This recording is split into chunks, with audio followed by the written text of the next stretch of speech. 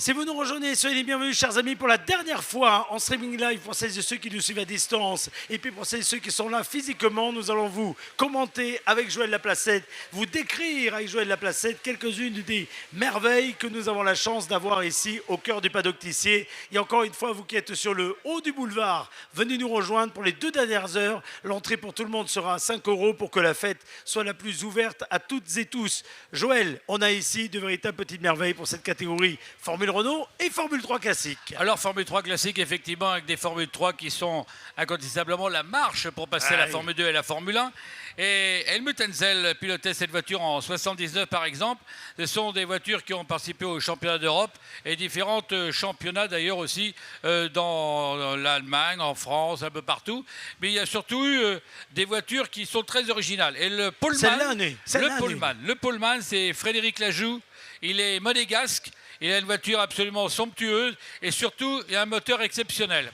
Un moteur exceptionnel parce que c'est un moteur rarissime. Il a été entièrement reconstruit par des anciens ingénieurs de Volkswagen qui ont refait le moteur tel qu'ils l'avaient conçu à l'époque. Regardez ce moteur à l'image. Absolument étonnant. Et comme me dit l'ami Frédéric Lajoux, ça m'a coûté un saladier, mais qu'est-ce que c'est bien. Qu'est-ce que c'est bien, effectivement, sous les yeux de sa fille, évidemment, que l'on connaît bien et qu'on voit souvent sur le circuit de Monaco, bien évidemment. Fred, qui est un grand pilote, un très grand pilote, et qui va retrouver un garçon qu'il connaît très bien, parce qu'en fait, quelque part, il a été un petit peu son...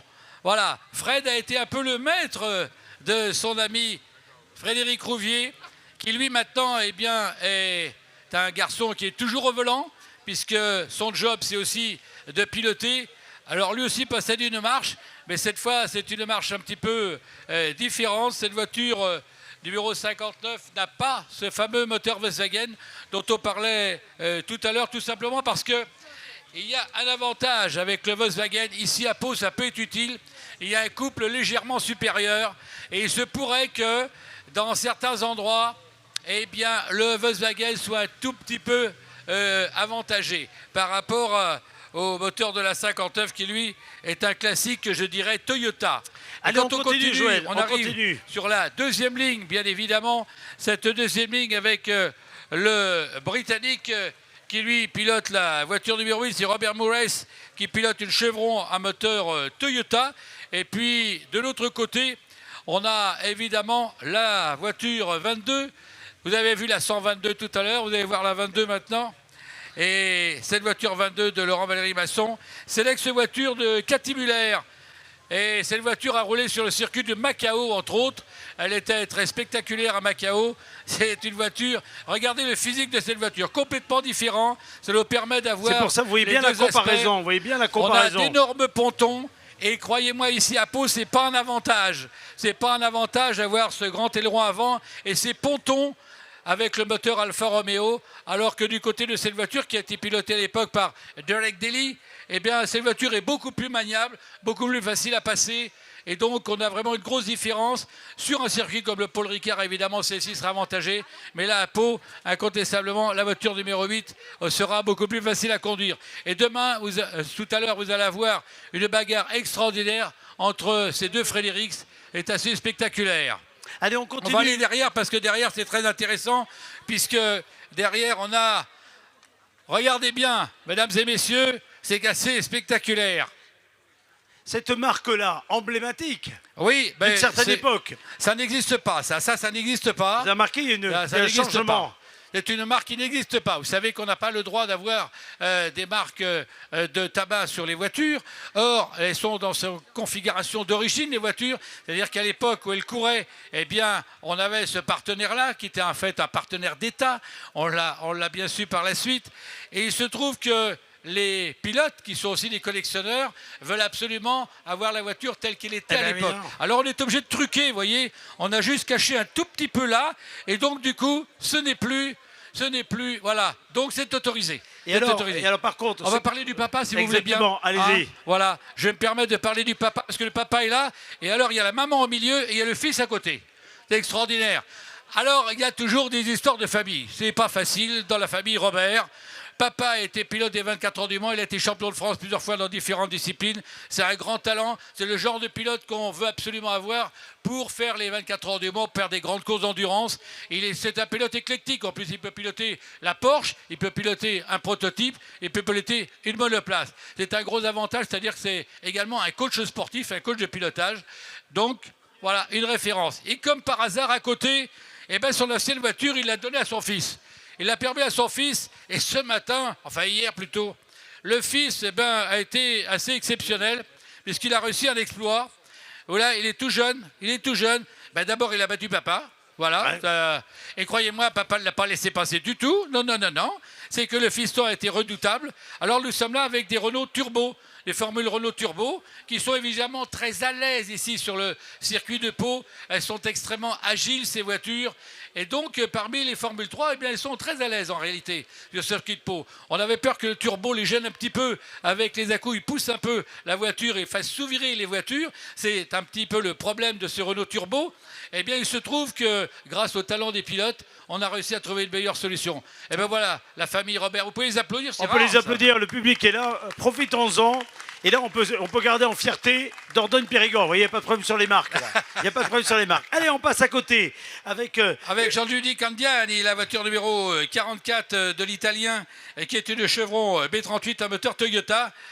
C'est une grosse écurie italienne qui vient régulièrement ici pour le championnat de France des véhicules historiques de compétition sur l'Historic Tour. Et évidemment, c'est la même écurie que la voiture qui est sur la première ligne là-bas.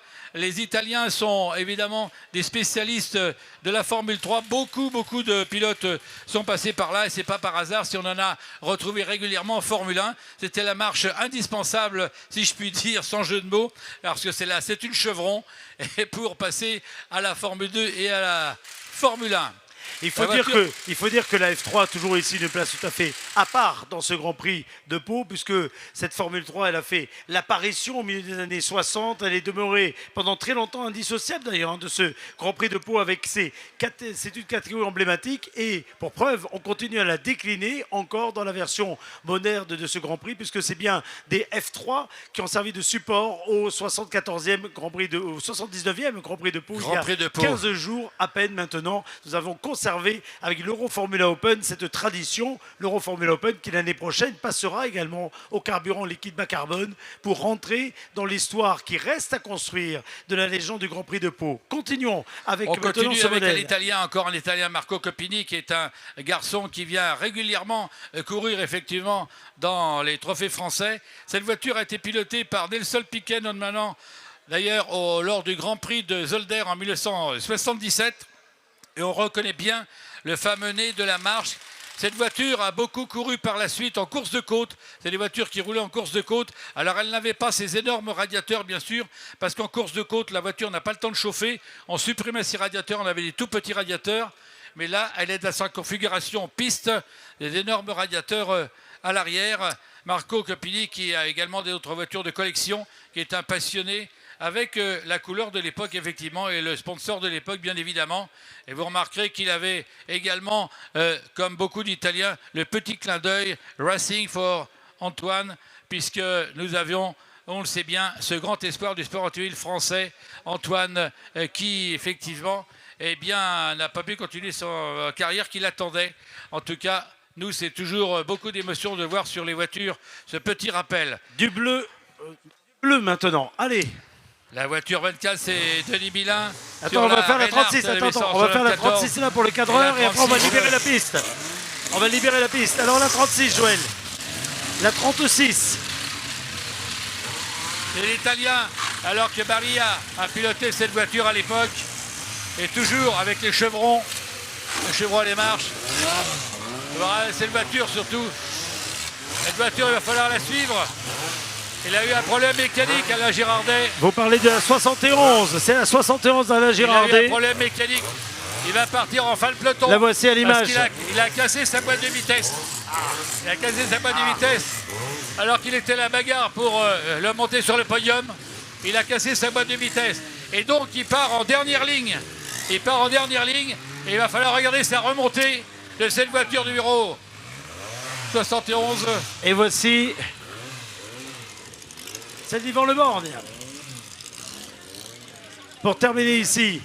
Alors j'ai demandé, bougez pas, à notre cadreur, Guillaume, de rester avec nous quelques instants. Tout le monde va se diriger évidemment vers la grille. Je lui ai demandé de rester avec nous quelques instants. Et vous savez que ces Grands Prix, ce sont avant tout des histoires de femmes et d'hommes. Sans le talent, sans le dévouement de tout un tas de commissaires, de bénévoles, d'encadrants, de directeurs de course de la ZEC Basco-Béarnais, ces manifestations n'existeraient pas. Alors bien sûr, il y a nos équipes de production qui sont là, qui encadrent tout ça. Il y a les équipes plus professionnelles d'HVM, etc. Mais il nous faut des hommes, des femmes qui sont des 100% bénévoles, passionnés 100%. Et là, on a combien d'années que vous venez au Grand Prix de Pau? Un certain nombre. Ah, il n'ose même pas le dire. Votre prénom? Mimile. Eh oui, c'est Mimile. Alors Mimile, il est là, à mes côtés. J'ai pas pu aller tout à l'heure au podium pour récompenser les bénévoles, comme je le fais d'habitude chaque année, et l'ensemble des commissaires de course. Et je m'en excuse parce que cette année, les podiums sont décalés. Mais je voudrais, au travers de ce petit hommage rendu à Mimile ici, qui fait cette pré-grille, qui l'organise, pas tout seul, parce que comme il le dit modestement, il y en a beaucoup d'autres derrière. Mais je voudrais, au travers de cet hommage ici, pour vous qui nous suivez à la fois en streaming, vous qui êtes dans les tribunes, et puis vous qui êtes tout autour, que l'on salue ceux qui ont toujours la flamme, toujours l'envie, qui répondent toujours présents, sans qui ce type de manifestation ne pourrait avoir lieu, qu'importe ce qu'on met plus ou moins à l'honneur, parce que c'est les plus jeunes, les plus anciens, les plus de loin, les plus de près, qu'importe, c'est une grande famille réunie par la ZEC Basco-Béarnais, et cette grande famille, au travers de Mimile, j'aimerais que vous les applaudissiez très fort, parce qu'ils le méritent vraiment. Voilà. Merci beaucoup. Merci à tous les bénévoles. On va les englober dans ce grand remerciement. Exactement. Alors que nous approchons de la fin de cet extraordinaire Grand Prix de Pau. Je vais aller commenter maintenant la course des Formule 3. C'est parti. À tout à l'heure.